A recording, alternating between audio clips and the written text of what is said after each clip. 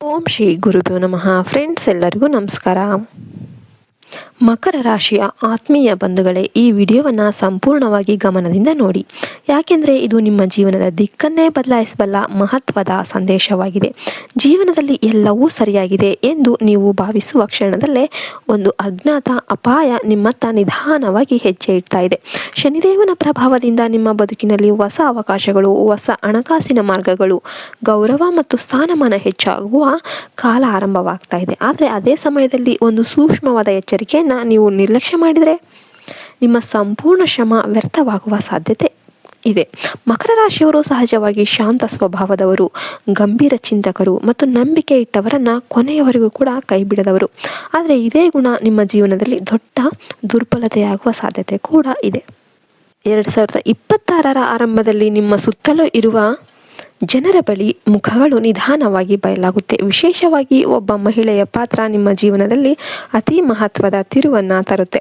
ಆಕೆ ಮೊದಲಿಗೆ ಸ್ನೇಹದ ಮುಖವಾಡ ಹಾಕಿಕೊಂಡು ನಿಮ್ಮ ಜೀವನಕ್ಕೆ ಪ್ರವೇಶ ಮಾಡಬಹುದು. ನಿಮ್ಮ ಸಮಸ್ಯೆಗಳಿಗೆ ಸಹಾನುಭೂತಿ ತೋರಿಸಬಹುದು, ನಿಮ್ಮ ಯಶಸ್ಸನ್ನು ಮೆಚ್ಚುವಂತೆ ನಟಿಸಬಹುದು. ಆದರೆ ಆಕೆಯ ಒಳಗಿರುವ ಅಸೂಯೆ ಮತ್ತು ಹೊಟ್ಟೆ ಕಿಚ್ಚು ನಿಮ್ಮ ಶಾಂತ ಬದುಕನ್ನು ಕದಡುವ ಶಕ್ತಿಯನ್ನು ಹೊಂದಿರುತ್ತೆ. ಪಂಚಾಂಗ ಮತ್ತು ಗ್ರಹಗತಿಯ ಪ್ರಕಾರ ಗ ಅಕ್ಷರದಿಂದ ಹೆಸರು ಆರಂಭವಾಗುವ ಮಹಿಳೆಯರ ವಿಷಯದಲ್ಲಿ ಮಕರ ರಾಶಿಯವರು ವಿಶೇಷ ಜಾಗರೂಕರ ಆಗಿರಬೇಕು. ಆಕೆ ನಿಮ್ಮ ಕುಟುಂಬದ ನೆಮ್ಮದಿಗೆ ಅಡ್ಡಿಯಾಗಬಹುದು, ನಿಮ್ಮ ಹಣಕಾಸಿನ ನಿರ್ಧಾರಗಳಲ್ಲಿ ತಪ್ಪು ದಾರಿ ತೋರಿಸಬಹುದು, ನಿಮ್ಮ ಸಂಬಂಧಗಳಲ್ಲಿ ಅನುಮಾನ ಬೀಜ ಬಿತ್ತಬಹುದು. ಇದರಿಂದ ನೀವು ಅನಾವಶ್ಯಕ ವಾದ ವಿವಾದಗಳಿಗೆ ಸಿಲುಕುವ ಸಾಧ್ಯತೆ ಇದೆ. ಶನಿದೇವನು ನಿಮಗೆ ಯಶಸ್ಸನ್ನು ನೀಡ್ತಾ ಇದ್ದಾನೆ, ಆದರೆ ಪರೀಕ್ಷೆಯನ್ನು ಕೂಡ ನೀಡ್ತಾ ಇದ್ದಾನೆ. ಈ ಸಮಯದಲ್ಲಿ ನೀವು ಯಾರನ್ನು ನಂಬಬೇಕು, ಯಾರಿಂದ ದೂರ ಇರಬೇಕು ಎಂಬ ವಿವೇಚನೆ ಅತ್ಯಂತ ಮುಖ್ಯ. ನಿಮ್ಮ ಜೀವನದಲ್ಲಿ ಹಣದ ಹರಿವು ಹೆಚ್ಚಾಗುತ್ತೆ, ಹಳೆಯ ಸಾಲಗಳು ತೀರಲು ಆರಂಭವಾಗುತ್ತೆ, ಹೊಸ ಆದಾಯದ ಮೂಲಗಳು ತೆರೆಯುತ್ತೆ.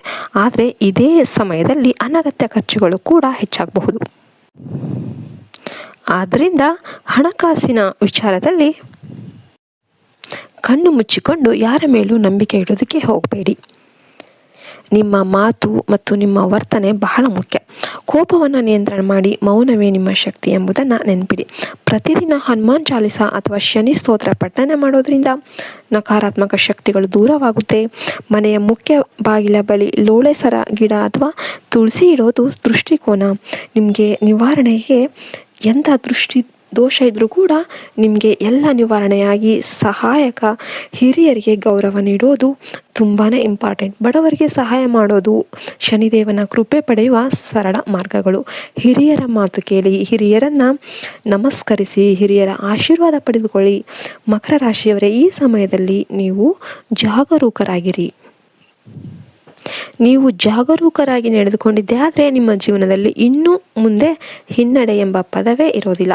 ನಿಮ್ಮ ಶ್ರಮ, ನಿಮ್ಮ ತಾಳ್ಮೆ ಮತ್ತು ನಿಮ್ಮ ನೈತಿಕತೆ ನಿಮ್ಮನ್ನು ಸಮಾಜದಲ್ಲಿ ಎತ್ತರಕ್ಕೆ, ಫುಲ್ ಹೈ ಲೆವೆಲ್ಗೆ ನಿಮ್ಮನ್ನು ಕರೆದುಕೊಂಡು ಹೋಗುತ್ತೆ. ಆದರೆ ಒಬ್ಬ ತಪ್ಪು ವ್ಯಕ್ತಿಗೆ ಕೊಟ್ಟ ಅತಿಯಾದ ನಂಬಿಕೆ ನಿಮ್ಮನ್ನು ಶೂನ್ಯಕ್ಕೆ ತಳ್ಳಬಹುದು. ಆದ್ದರಿಂದ ಎಚ್ಚರವೇ ಭದ್ರತೆ. ದೇವರು ನಿಮ್ಮ ಜೊತೆಯಲ್ಲಿದ್ದಾನೆ. ಶನಿದೇವನ ದೃಷ್ಟಿ ನಿಮ್ಮ ಮೇಲೆ ಇದೆ. ಧೈರ್ಯದಿಂದ ಮುಂದೆ ನಡೆಯಿರಿ, ಆದರೆ ವಿವೇಕವನ್ನು ಮಾತ್ರ ಎಂದಿಗೂ ಕೈ ಬಿಡೋದಕ್ಕೆ ಹೋಗಬೇಡಿ. ನಿಮ್ಮ ಭವಿಷ್ಯ ಪ್ರಕಾಶಮಾನವಾಗಿರುತ್ತೆ. ನಿಮ್ಮ ಜೀವನದಲ್ಲಿ ಶುಭ ದಿನಗಳು ಆರಂಭವಾಗ್ತಾ ಇದೆ. ನೀವು ಯಾವುದೇ ಕಾರಣಕ್ಕೂ ನಿಮ್ಮ ಸಂಸಾರದ ಗುಟ್ಟನ್ನು ಮೂರನೆಯವರ ಹತ್ರ ಹೇಳ್ಕೊಳ್ಳೋದಕ್ಕೆ ಹೋಗಬೇಡಿ. ಆ ಮಹಿಳೆ ಅಥವಾ ಪುರುಷ ನಿಮ್ಮ ಜೀವನದಲ್ಲಿ ಹುಳಿ ಹಿಂಡುವ ಸಾಧ್ಯತೆ ಜಾಸ್ತಿ ಇರುತ್ತೆ. ಈ ವಿಡಿಯೋ ನಿಮಗೆ ಇಷ್ಟ ಆಯಿತು ಅಂದರೆ ಲೈಕ್ ಮಾಡಿ, ಶೇರ್ ಮಾಡಿ, ಸಬ್ಸ್ಕ್ರೈಬ್ ಮಾಡಿ. ಸರ್ವೇ ಜನೋ ಸುಖಿನೋ ಭವಂತು. ಜೈ ಹಿಂದ್, ಜೈ ಭಾರತ್ ಮಾತೆ. ಹರಿ ಓಂ ತತ್ಸತ್.